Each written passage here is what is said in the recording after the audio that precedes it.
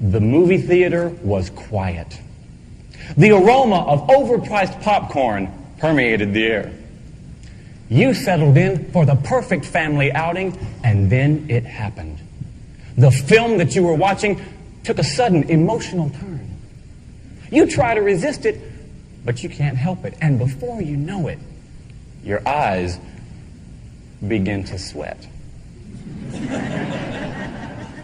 You may not care that people see you crying in public, but the last time this happened to me, I was thankful the theater was dark. Until my lovely young daughter, who doesn't know it's okay to whisper, pierced the darkness with, "Are you crying?"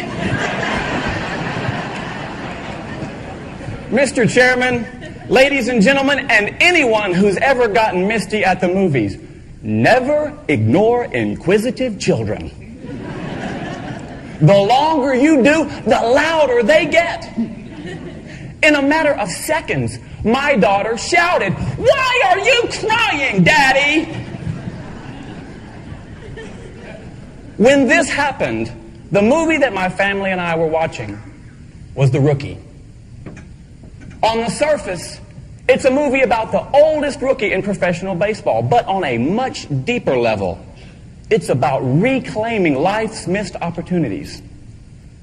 When the movie ended and I realized what a great teaching opportunity I had, I turned to my two sons and I said, "Guys, what did you learn from this?" Imagine how proud I was when my 16-year-old said, "I learned that my dad cries at the movies."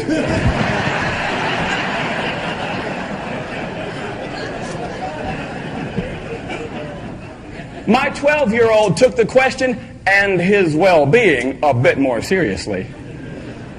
He said, "I learned that it's never too late to follow your dreams." It's never too late to follow your dreams.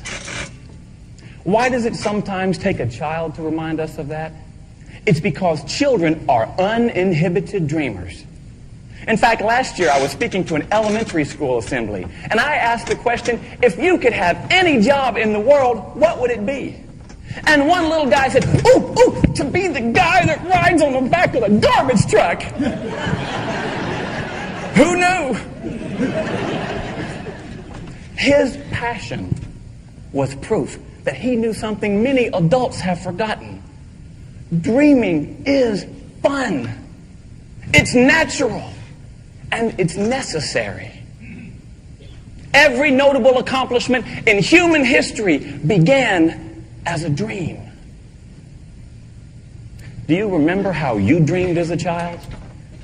Back when we had this wonderful sense of innocence, we could gaze into the future and imagine all sorts of possibilities. Then we turn our focus to adulthood. And many of us find that by the time we actually get here, we hit a wall. And we stop dreaming because we can't see past next week. Why? What happened? Somewhere along the way, we learned a painful truth. We learned that failing to achieve our dreams hurts. We encounter critics who ridicule and crush our dreams, and it hurts. And we hear an inner voice that says, "Please, no more. I can't take being hurt again." We convince ourselves that it's better to just give up those things and do what we're supposed to do instead of longing for what we were meant to do. Ladies and gentlemen, we were meant to dream. We were meant to dream.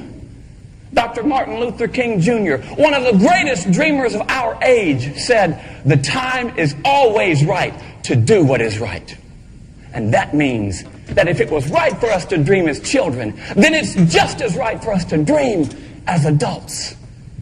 The question is, do we have the courage to dream?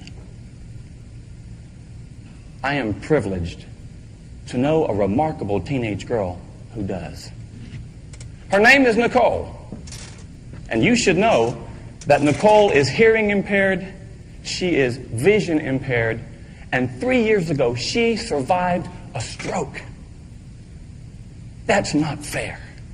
If anyone has the right to give up on dreams and just accept reality, she does. But instead, I've watched Nicole redefine reality, not according to her physical limitations, but according to the size of her dream. As part of that, 2 years ago, I watched her stand on a huge stage in front of almost 3,000 people and perform the sweetest song I've never heard. She sang it through sign language, and I didn't just see it. Deep inside, I felt it. Instead of hiding behind justifiable excuses, there she stood, teaching me it's never too late to follow your dreams.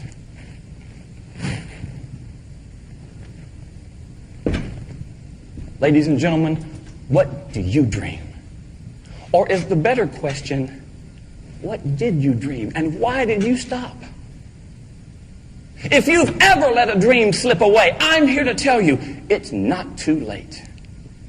If you can summon the courage to overcome your circumstances and your experiences and your critics, your dream can live.